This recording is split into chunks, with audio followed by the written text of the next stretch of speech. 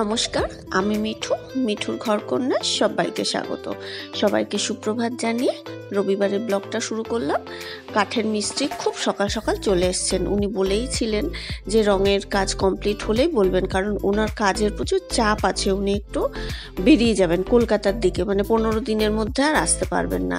তা যে কারণে আমি বলেছিলাম দাদা তাহলে চলে আসুন। যদিও ঘরটা পরিষ্কার হয়নি, নতুন ফ্ল্যাটটা, তা উনি সকাল সকাল চলে আসলে ডাইনিং টেবিলটাকে সরিয়ে দেওয়া হলো রান্নাঘরের দিকে। তারপর ডাইনিং টেবিলের সামনে যে আমাদের বড় দরজা আছে, কোলাপসেবল গেট আছে, সেই দরজা দিয়ে বের করে নতুন ফ্ল্যাটের কোলাপসেবল গেট দিয়েই জিনিসগুলোকে ভেতরে নিয়ে যাওয়া হচ্ছে। মানে সামনের দরজা দিয়ে কোনো মতেই ওটা ভেতরে যাবে না।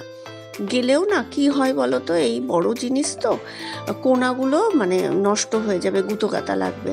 তারপরে যে কারণে ওই দরজা দিয়ে, এই নতুন ফ্ল্যাটের কোলাপসেবল গেট দিয়ে জিনিসগুলোকে ভেতরে নিয়ে যাওয়া হচ্ছে। নতুন যে টিভি ক্যাবিনেটটা আমাদের বানানো হয়েছিল সেটা আর কি। তা ওনারা সকাল সকাল চলে এসেছিলেন, আর আমি কি করলাম, যে জায়গাটায় আর কি বসানো হবে, নতুন ফ্ল্যাটটা তো এখনো মোছা হয়নি, জাস্ট কালকে রঙের কাজ কমপ্লিট হয়েছে। আজকে একজনকে পাঠাবে, কিন্তু তার আগে তো জিনিসটা ওখানে বসে যাচ্ছে। তাই আমি একটা বালতির মধ্যে জল নিয়ে 2-3 বার ভালো করে মুছে দিলাম জায়গাটা, ঝটপট করে মুছে। তারপর দেখো জিনিসগুলো এই ঘরে নিয়ে চলে এসছে, ছড়ানো ছিটানোই রয়েছে। আর এই যে পেলমেটগুলো উনি জায়গা করে দিয়েছিলেন রঙের আগেই, মানে হুকগুলো বসিয়ে গেছিলেন, পেলমেটগুলো সব বসিয়ে দিলেন। যদিও পেলমেট এখন কেউ বসাতে চায় না, পেলমেটের মানে পুরনো হয়ে গেছে, কেউ বসাতে চায় না। কিন্তু সত্যি কথা বলতে আমার ভালো লাগে, জানো তো, আমি একটু পুরনো জিনিসকে আঁকড়ে ধরে থাকি আর কি। আমার ভালো লাগে পুরনো জিনিস ব্যবহার করতেও, আমার ভালো লাগে। তা যে কারণে নতুন ফ্ল্যাটেও আমি পেলমেট বসালাম ওর। তারপরে পর্দা টর্দা তো এখনো কেনা হয়নি, দেরি আছে। এবার মিস্ত্রিরা ওইদিকে কাজ করছেন, আর জল খাবার সকালে কিছুই হয়নি। তা আমি কয়েক টুকরো পাউরুটি ছিল, সেটাকে সেকে দিয়ে ছেলেকে ডিম ভেজে দিলাম, মানে ব্রেডটাকে সেকে দিলাম আর অমলেট করে দিলাম, ও খেয়ে নেবে। ওর বাবাকে দিলাম ম্যাগি। আর আমি আপাতত এখনও কিছু খাওয়ার সময় পাচ্ছি না, পরে একটু দুধ মুড়ি খেয়ে নেব। এরপর দেখো একটা ছেলেকে পাঠিয়েছে রঙের ঘরটা আর কি পরিষ্কার করার জন্য। এবার ছেলেটাকে দেখেও না আমার খারাপ লাগছিল, একদম বাচ্চা ছেলে, জানো তো, আমার ছেলের থেকে 2-3 বছরের বড়, সবে কলেজে এবার ভর্তি হয়েছে, পড়াশোনাও করছে আবার কাজও করছে। কষ্ট লাগলো দেখে, যে দেখো একটা বাচ্চা ছেলে কয়েকটা টাকার জন্য পরের বাড়িতে গিয়ে কাজও করছে, কি করবে। এবার ভেবেছিলাম আজকে একটু মাটন নিয়ে আসবো, কিন্তু মানে কি হলো বলো তো, এই তাড়াহুড়োতে না আর আজকে মাংস আনছি না। এই পেঁয়াজ রসুন মাংসের একটু ঝামেলা আছে, আর মাংসটা না একটু মন দিয়ে রান্না না করলে ভালো লাগে না। তা মাছই নেব। এবার ওনার কাছে অর্ধেকটা কাতলা ছিল, এবার সেটা অনেকটা হয়ে যাচ্ছে, 1 কিলোর ওপরে। তা আমি বললাম অতটা নেব না। এবার জ্যান্ত রুই মাছও ছিল, আমি অর্ধেকটা নিলাম রুই, পুরোটা নিলাম না। দেখো একদম খাচ্ছে আর কি। এরপর দেখো ছেলেটাকে আমি কেরোসিন তেল এনে দিয়েছি, মানে কালকে রাত্রে আমি কেরোসিন তেল কিনতে কল্যাণীর সীমান্ততে গেছি, ওখানে বিক্রি হয়। সার্ফ এনেছি, লাইজল এনেছি, তারপর পরে লাস্টে ডেটলও দেবো, কারণ সবাই জুতো পরে টোরের ভেতরে চলাচল করেছিল। আর আগের দিনের অর্ধেকটা কাতলা মাছের মাথা আছে, আর আজকে রুইয়ের মাথা অর্ধেকটা দিয়েছে। তাই এটা দিয়ে ভাবছি একটু ডাল করব। বাঁধাকপি করতাম, কিন্তু বাঁধাকপি কাটতেও না অনেক সময় লাগবে, আর ছেলেটাকে বারবার গিয়ে ও জিজ্ঞাসা করছে, আর একটু না দেখে দিলে হয়ও না, বোঝেও না। করছে পয়সার জন্য ঠিক আছে, কিন্তু ছেলেরা না এত বোঝে নাকি, তাই একটা বাচ্চা ছেলে। তা আমি বললাম তুই শুধু একটু জলটা পাল্টে কর। আর ওর হয়ে গেলেই বারবার জিজ্ঞাসা করছে, কাকি এবার কি বলো। মানে রঙের মিস্ত্রি বলেছিল যে দিদি আমি লোক পাঠাবো, তোমাকে পয়সা করে দিতে হবে না। কিন্তু আমার না খারাপ লাগলো। তা আমি ছেলেটাকে বললাম যে তুই একটু ভাই জল পাল্টে ভালো করে পরিষ্কার কর, তোকে আমি এক্সট্রা টাকা দেবো।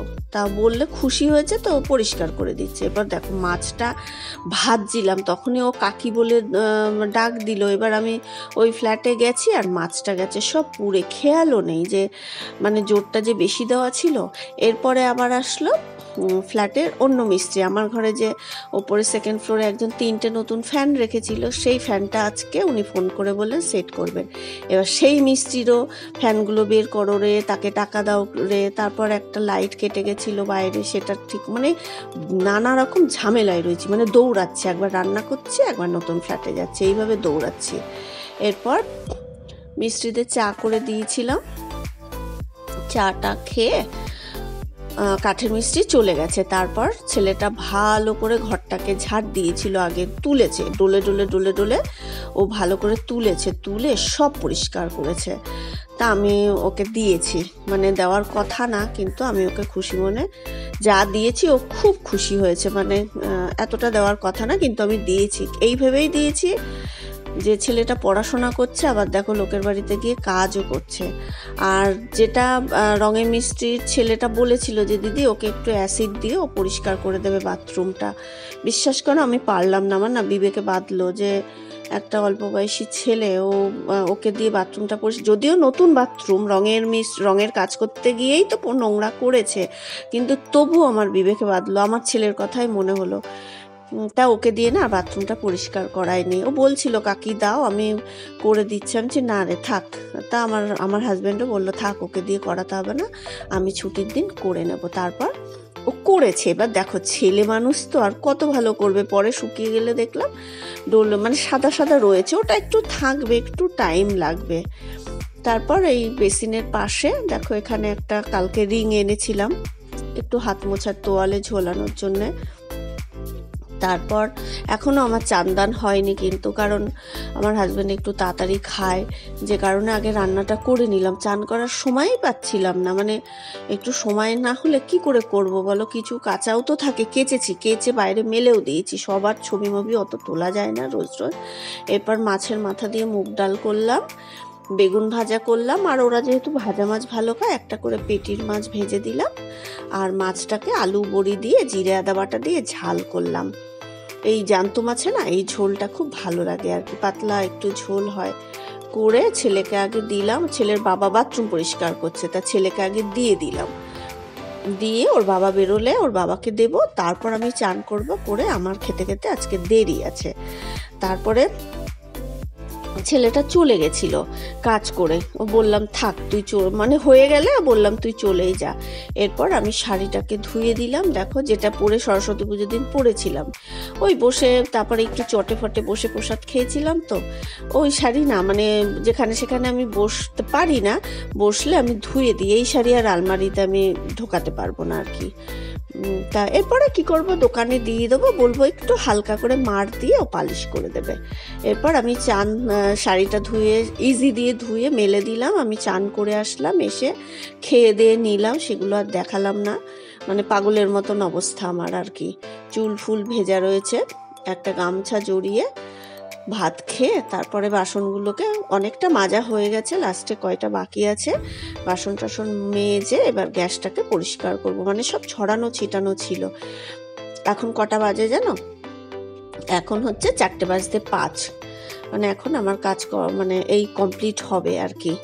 তারপরে ছেলেটা চলে যাওয়ার পরে মানে রান্না করে ওদেরকে খেতে দিয়ে, ওদেরকে তো তাড়াতাড়ি দিয়ে দিয়েছে, আমার হাজব্যান্ড তো দুটোর খাই বলি, তো মোটামুটি আজকে দুটো হয়নি, 2:20 নাগাদ ওদেরকে দিয়েছি। দিয়ে আমি জানলাগুলোকে আবার একটুখানি রড মানে গ্রিলগুলোকে দেখলাম ও করেছে, তো এবার কি বলো তো, ওই যেটা দিয়ে নিচে মুছেছে সেটা দিয়েই আবার ওপরটা মুছেছে। এবার পরে গিয়ে দেখলাম সেগুলো না সাদা কেমন হয়ে রয়েছে, তা আমি আবার ওগুলোকে মুছেছিলাম কেরোসিন তেল দিয়ে ডোলে ডোলে, ওখানে প্রায় 40 মিনিট আমার সময় লেগেছিল, যে কারণে দেরি হয়ে গেছে। কিন্তু ছেলেটা করলো অনেকটা, আমিও করলাম, তো পরিষ্কার হয়ে গেছে। আর কালকে আমি আবার ঘরটাকে মুছবো, 2-3 বার জল পাল্টে ব্যাস পরিষ্কার হয়ে যাবে। তারপর গ্যাসটাকে মুছে সব তো মানে তেল ফেল ছিটকানো ছিল, জানলার ওই প্লাইউডটাকে মুছে টুছে পরিষ্কার করে এবার একটু রেস্ট করব। তাহলে আজকের মতো ভিডিওটা এখানেই শেষ করছি। কেমন লাগলো প্লিজ একটু কমেন্ট করে জানিও। ভালো লাগলে ভিডিওটা লাইক করে আমার চ্যানেলটা সাবস্ক্রাইব করে দিও। যারা তোমরা আমার ভিডিও নিয়মিত দেখো প্লিজ আমার সাথেই থেকো। আর হয়তো একটু দিতে গন্ডগোল হচ্ছে, সময় মতো ঠিক মতো পাচ্ছি না বলে একটু গন্ডগোল হয়ে যাচ্ছে, তবুও তোমরা পাশে থেকো। সবাই খুব ভালো থেকো, সুস্থ থেকো, টাটা।